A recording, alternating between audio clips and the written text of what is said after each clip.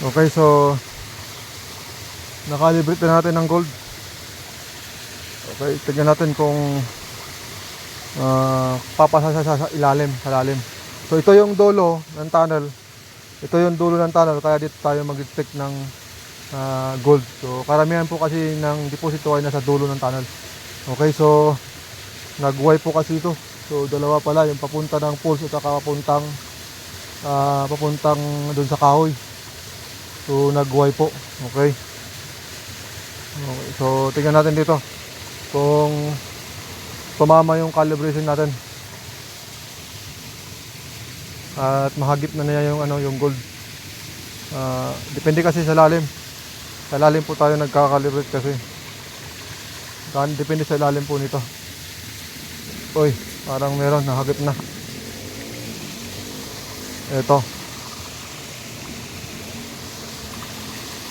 Ito nga. So, nahagip na. So ayan. So adjust pa tayo para malaman natin kung kakalibit po natin nating gamit.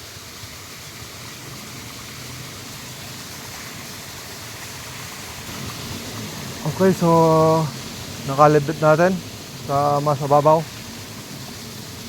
Uy, nasa hagip pa rin. Ayan, meron pa. Ito pa rin siya, nahagip siya. Okay, so yan, nakalibrate na natin sa mas mababaw pa. Mas mababaw po yung calibration natin sa kung masasagap niya. Wala na, hindi na siya masagap. So hanggang doon yung kakayahan niya. Okay, yung nag-calibrate natin, so hanggang doon pala.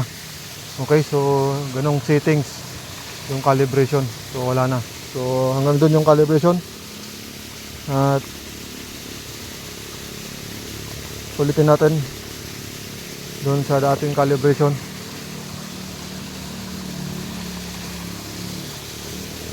Ayan, meron. Ayan,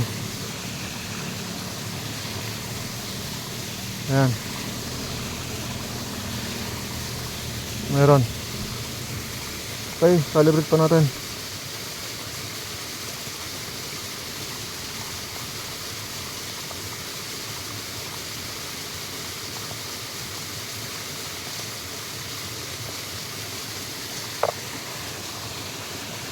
So nakalibrate na, so para matansya natin kung gaano ba to kalalim. Uy, wala. Uy, wala. Oh, wala.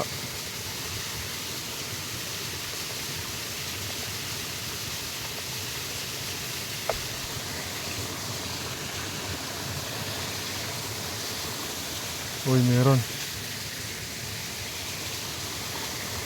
Uy, meron.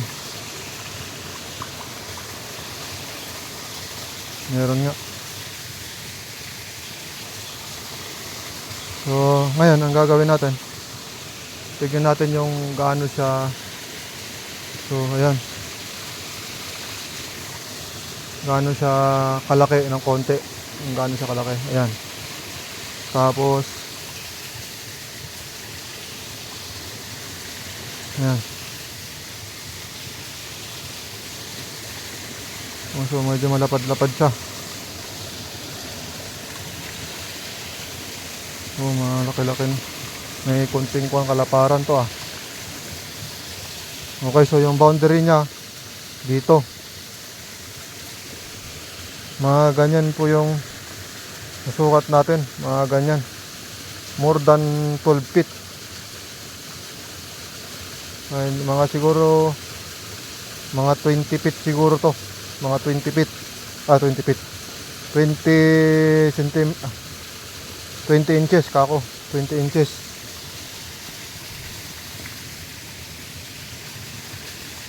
Ayan. Ayan.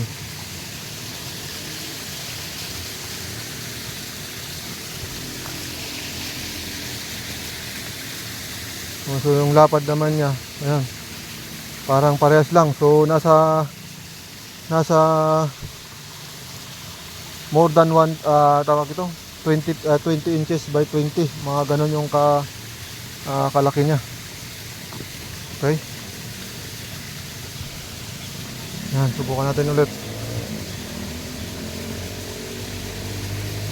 Yan.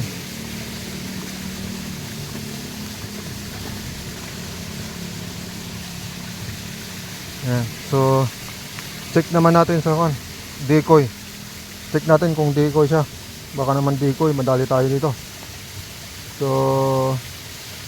gagawin natin, check natin, calibrate muna natin sa decoy.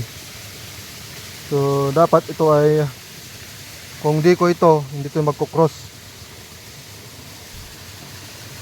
Okay, tignan natin sa unang test natin. Uy, nag-cross siya.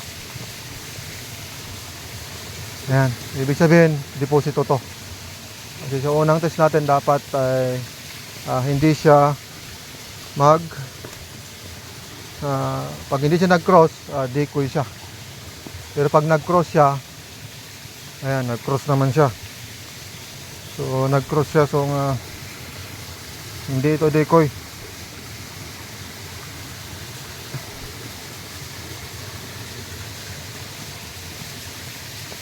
Hindi siya decoy. Yung pangalawang test natin. Okay, so ito test natin sa pangalawa. Kakalibit natin yung gamit natin.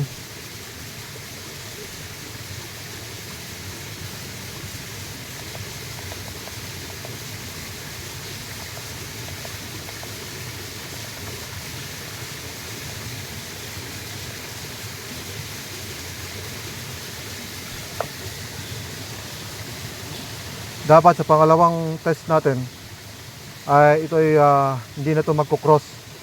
Pero pag nag-cross pa rin siya, decoy ito. Dapat hindi mag-cross to. Okay. Ulit tayo.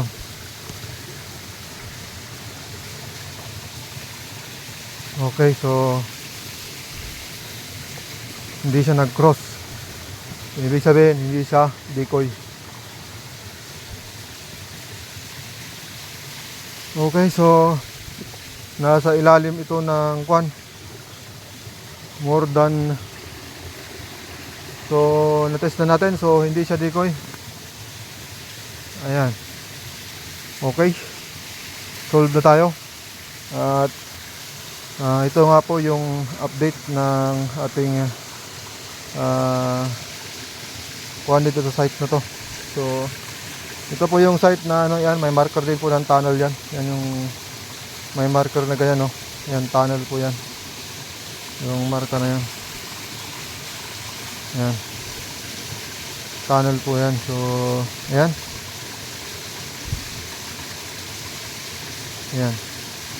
Ito po yung foot marker. Foot marker. Ito yung piece marker. Yun, face marker na nakatingin dito sa side na to. Pati po rin yun, yung at saka yun din po yung arrowhead na sinare ko noon. Yan. Yan. Na naka 315 degrees. Ayan po. Yan. At yun din po yung muka. Nakaharap din dito. Banda. Okay. At saka yan po, pagka nakapatong ka dyan at tinignan mo po yung bato na yan, ay yan po ay shell po ng shell po siya ng tawag ito pagong. At yung puwitan na ito nakaturo rin dito. Okay, so 315 degrees.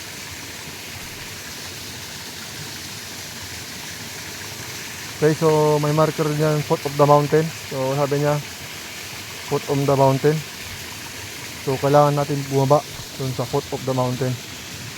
Okay, so yan po ating may share ngayon sa ating vlog. Okay, at na-confirm na natin. Ito. So ito ay nasa, mula doon ay 10 to 15, mga siguro yan. O nga, mga 15 or 14, 13, 14, 15 hanggang dito. Yung height niyan. Ayan, 13 to 15 meters. So, nadetect natin dito. So, pero ang tansya po natin dyan ay umaabot ito ng 25 meters. So, kung mag-i-start po tayo doon 15 at shortcutin natin na pag ganon at mag-uukay tayo pababa. So, mga 10 meters na lang. Medyo delikado rin to, pero tignan natin. Kailangan ko pag-aralan. Pero isa to sa mga pinoprospect po natin. Okay, so yan po yung arrowhead. At kailangan ko rin ma-detect doon. Bababa ako doon next time pagka magandang panahon. Sa baba, bababa tayo. So yan po, at maraming salamat sa pagsubaybay. At tayo po uuwi na. At gabi na. Okay, so kailangan natin babain yan para i-detect muli doon sa kwan. Sayang, umuulan eh. Mababasa ako na, wala din akong dalang pantabas. So yan, maraming salamat sa pagsubaybay at God bless po sa ating lahat. At nawa po ipagpalaan po tayo ng buong lumikha ang Diyos po. Okay, so salamat po.